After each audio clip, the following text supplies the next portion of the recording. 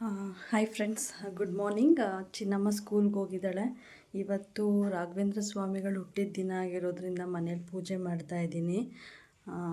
ಈಗ ಪೂಜೆ ಮಾಡೋಣ ಅಂತ ರೆಡಿ ಮಾಡ್ಕೊಳ್ತಾ ಇದ್ದೀನಿ. ಪ್ರಸಾದ ಎಲ್ಲ ರೆಡಿ ಮಾಡಿದ್ದೀನಿ, ಈಗ ಪೂಜೆ ಮಾಡಬೇಕು. ಪೂಜೆಗೆಲ್ಲ ರೆಡಿ ಮಾಡ್ಕೊಂಡಿದ್ದೀನಿ.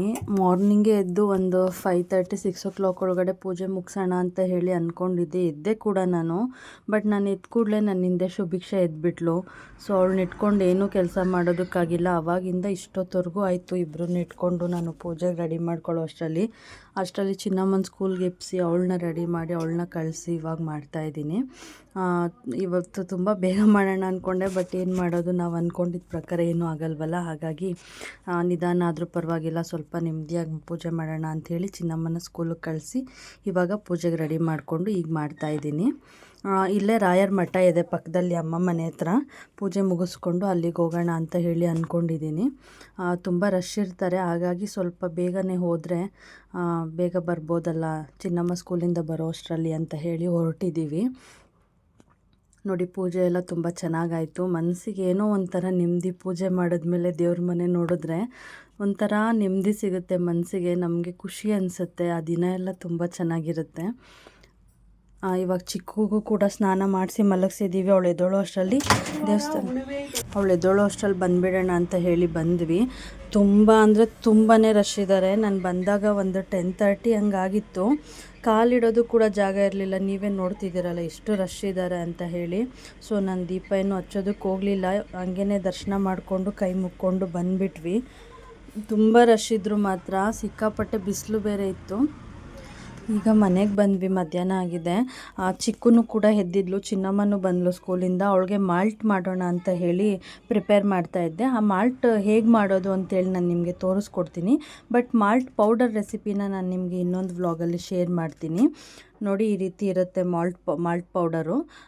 ಇದರಲ್ಲಿ ರಾಗಿ ಕೂಡ ಮೇನ್ ಇಂಗ್ರೀಡಿಯೆಂಟ್ ಆಗಿರುತ್ತೆ. ನಿಮ್ಗೆ ಅನ್ನಿಸ್ಬೋದು ರಾಗಿ ಹಾಕಿ ಹೇಗೆ ಇಷ್ಟು ವೈಟ್ ಕಲರ್ ಇದೆ ಅಂತ. ರಾಗಿನ ನಾವು ಒತ್ತು ಶಾವಿಗೆಗೆ ಯಾವ ರೀತಿ ಮಾಡ್ತೀವಿ ಆ ರೀತಿ ಫುಲ್ಲು ಫೈನ್ ಪೇಸ್ಟ್ ಮಾಡಬಾರ್ದು. ಒತ್ತು ಶಾವಿಗೆಗೆ ಅಂತ ಹೇಳಿದ್ರೆ ಮಿಲ್ಲಲ್ಲಿ ಆ ಥರ ಜಸ್ಟ್ ಒಂದು ರಾಗಿ ಒಂದು 2-3 ಭಾಗ ಮಾಡ್ತಾರೆ ಅಷ್ಟೇ. ಆ ಥರ ಹೊಡ್ಕೊಡ್ತಾರೆ. ಅದನ್ನು ಬಟ್ಟೆಯಲ್ಲಿ ಸೋಸೋದು. ನಾನು ಹೇಳಿದ್ರೆ ನಿಮಗೆ ಅರ್ಥ ಆಗಲ್ಲ. ನಾನು ನೆಕ್ಸ್ಟ್ ಟೈಮ್ ಮಾಲ್ಟ್ ಪೌಡರ್ ಮಾಡುವಾಗ ನಾನು ನಿಮಗೆ ಕಂಪ್ಲೀಟ್ ವಿಡಿಯೋ ಮಾಡಿ ವ್ಲಾಗಲ್ಲಿ ಅಪ್ಲೋಡ್ ಮಾಡ್ತೀನಿ. ತುಂಬ ಚೆನ್ನಾಗಿರುತ್ತೆ. ಅವಳಿಗೆ ಚಿಕ್ಕುಗೆ ಮಧ್ಯಾಹ್ನ ಮತ್ತು ನೈಟು ನಾನು ಇದನ್ನು ಕೊಡ್ತೀನಿ. ಮಾರ್ನಿಂಗು ಕಿಚಡಿ ವೆಜಿಟೇಬಲ್ಸ್ ಈ ಥರ ಬೇಯಿಸ್ಬಿಟ್ಟು ಕೊಡ್ತೀನಿ. ಕೆಲವೊಂದು ಸತಿ ಒನ್ ಟೈಮ್ ಅನ್ನ ತಿನ್ನಿಸ್ತೀನಿ. ಈ ಥರ ಆಲ್ಟರ್ನೇಟ್ ಕೊಡ್ತಾ ಇರ್ತೀನಿ.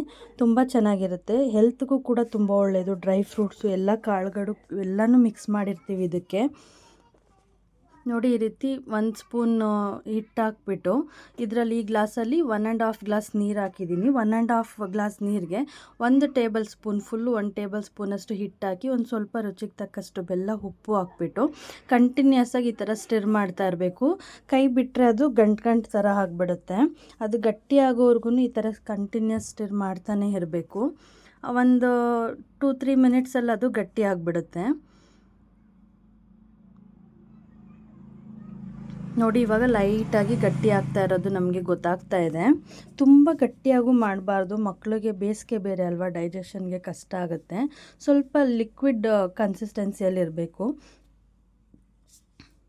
ನೋಡಿ, ಈ ರೀತಿ ಗಟ್ಟಿ ಆಗ್ತಾ ಇದೆ. ಅಂದರೆ ಒಂದೊಂದು ಮಕ್ಕಳದು ಏನು ಹೇಳ್ತಾರೆ, ಗ್ರೋತು ಮತ್ತು ಬೆಳವಣಿಗೆ, ಒಂದೊಂದು ಮಕ್ಕಳ ಟೇಸ್ಟ್ ಒಂದೊಂದು ಥರ ಇರುತ್ತೆ. ನಮ್ಮ ಚಿಕ್ಕುಗೆ ತುಂಬ ಗಟ್ಟಿ ಮಾಡಿದ್ರೆ ಅವಳು ತಿನ್ನೋದಿಲ್ಲ, ಹಬ್ಳಿಸ್ತಾಳೆ. ಹಾಗಾಗಿ ಸ್ವಲ್ಪ ಮೀಡಿಯಮಾಗಿ ಮಾಡ್ತೀವಿ ನಾವು. ನೋಡಿ, ಈ ರೀತಿ ಗಟ್ಟಿ ಆಗ್ತಾ ಬರುತ್ತೆ. ಗಟ್ಟಿ ಆಗ್ತಾ ಬಂದಾಗ್ಲೂ ಕಂಟಿನ್ಯೂಸ್ ಅದು ಸ್ಟಿರ್ ಮಾಡ್ತಾನೆ ಇರಬೇಕು ನಾವು.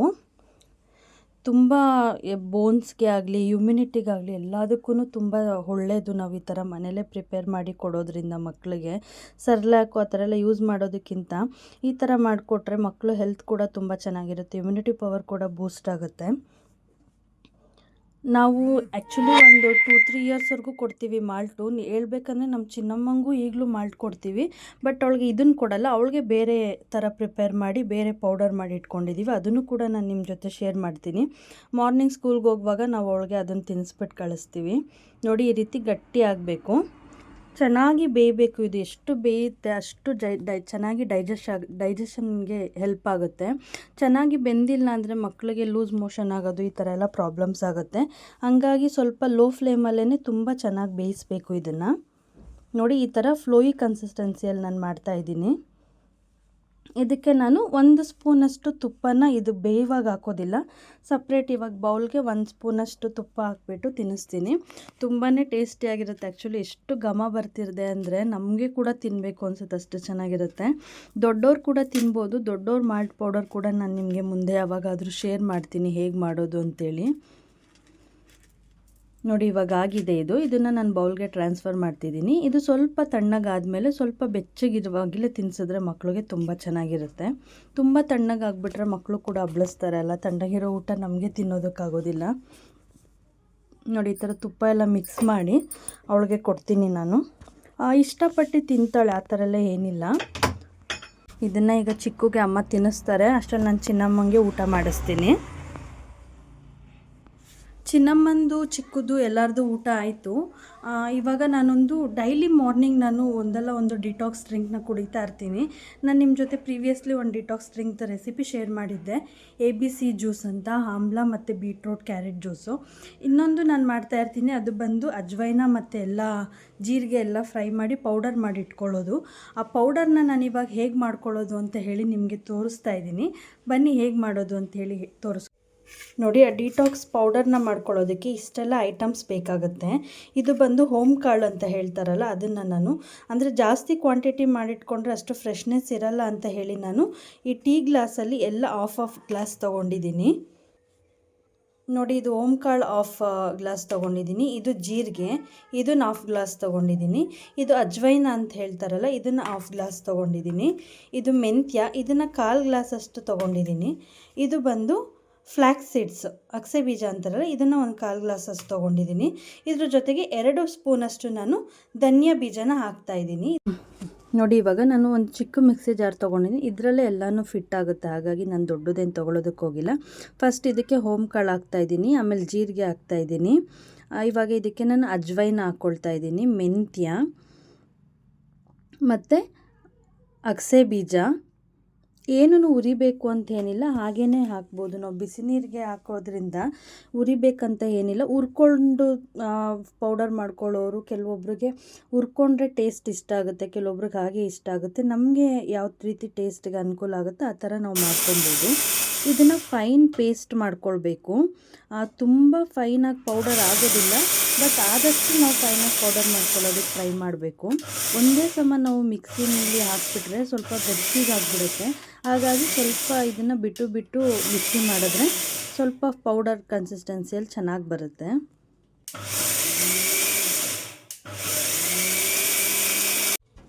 ನೋಡಿ ಈ ರೀತಿ ಪೌಡರ್ ಆಗಬೇಕು.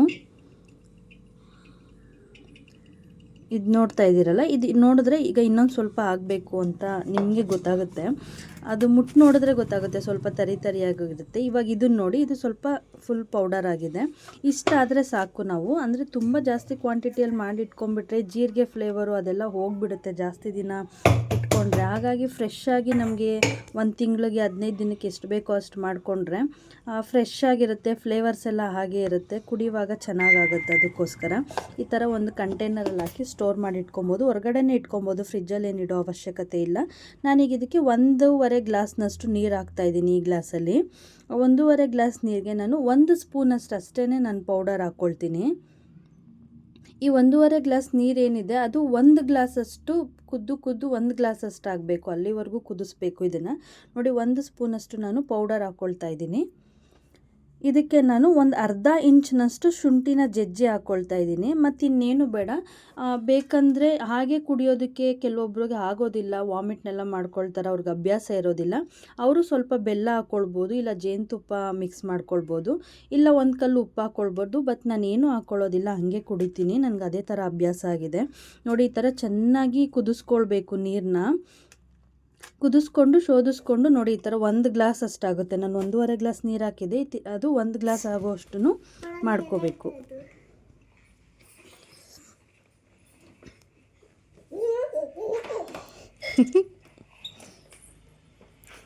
ಎತ್ಕೊಂಡು ಹೋಗೋಕ್ಕೆ ಕಿತ್ಕೋಬಾರ್ದು ನಿಧಾನ ಎತ್ಕೊಂಡು ಓಡೋಗಕ್ಕ ಪೋಲಿ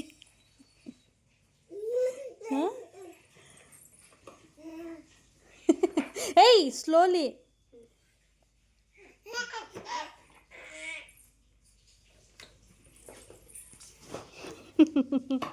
ಕೊಡು ಚಿನ್ನು ಕೊಡು ಎಲ್ಲಿಗೆ ಎತ್ಕೊಂಡು ಹೋಗ್ತಾನೆ ನೋಡೋಣ ಕೊಡುಕಂದ ತಡಿ ತಡಿ ಇಸ್ಕೋಬೇಡ ಕೊಟ್ಬಿಡು ಅವನ ಕೈಲಿ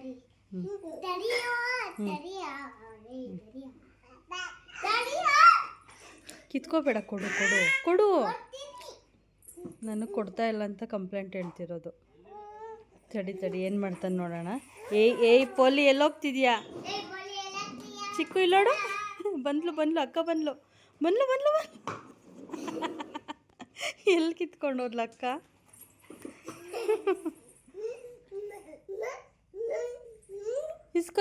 ಇಸ್ಕೋ ಕಂದ ಇಸ್ಕೋ ಆ ಕಡೆ ತೊಗೊಂಡೋಗು ಕಿತ್ಕೋಬೇಡ ಚಿನ್ನು ಪ್ಲೀಸ್ ಕಿತ್ಕೋಬೇಡ ಕೊಡು ಎಲ್ಲಿಗೆ ತೊಗೊಂಡೋಗ್ತಾನೆ ನೋಡೋಣ ಓಕೆನಾ ತೊಗೊಂಡೋಗು ಚಿಕ್ಕು ಆ ಕಡೆ ತೊಗೊಂಡೋಗು ಓಡು ತೊಗೊಂಡು ಅಕ್ಕ ಇಸ್ಕೊಂತಳು ಹೋಗು ರನ್ ಕೊಡು ಕಂದ ಪ್ಲೀಸ್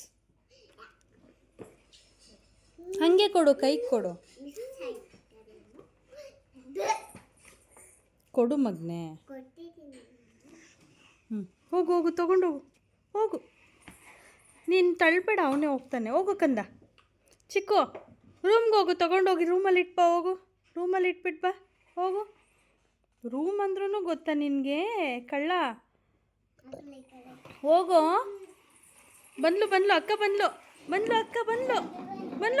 ಇಸ್ಕೊಂಡು ಕಿತ್ಕೋಬೇಡ ಚಿನ್ನು ಹಂಗೆ ಕೊಡು ಈ ಡಿಟಾಕ್ಸ್ ಡ್ರಿಂಕ್ ರೆಸಿಪಿನ ನೀವು ಕೂಡ ಟ್ರೈ ಮಾಡಿ ತುಂಬ ಹೆಲ್ಪ್ಫುಲ್ಲು ವೆಯ್ಟ್ ಲಾಸ್ಗಾಗಲಿ ಡಯಾಬಿಟಿಸ್ಗಾಗಲಿ ಹೇಗೆ ಅನ್ನಿಸ್ತು ಅಂತ ನನಗೆ ಕಮೆಂಟ್ ಮಾಡೋದನ್ನು ಮರಿಬೇಡಿ ಈ ವ್ಲಾಗ್ನ ಇಲ್ಲಿಗೆ ನಾನು ಹೆಣ್ಣು ಮಾಡ್ತಾ ಇದ್ದೀನಿ ಮತ್ತೊಂದು ಹೊಸ ವ್ಲಾಗ್ ಜೊತೆಗೆ ನಾನು ನಿಮಗೆ ಮತ್ತೆ ಸಿಗ್ತೀನಿ ಅಲ್ಲಿವರೆಗೂ ಯಾರೆಲ್ಲ ನನ್ನ ಚಾನಲ್ಗೆ ಸಬ್ಸ್ಕ್ರೈಬ್ ಆಗಿಲ್ಲ ಪ್ಲೀಸ್ ಸಬ್ಸ್ಕ್ರೈಬ್ ಆಗಿ ಅಂತ ಕೇಳ್ಕೊಳ್ತಾ ಥ್ಯಾಂಕ್ ಯು ಬಾಯ್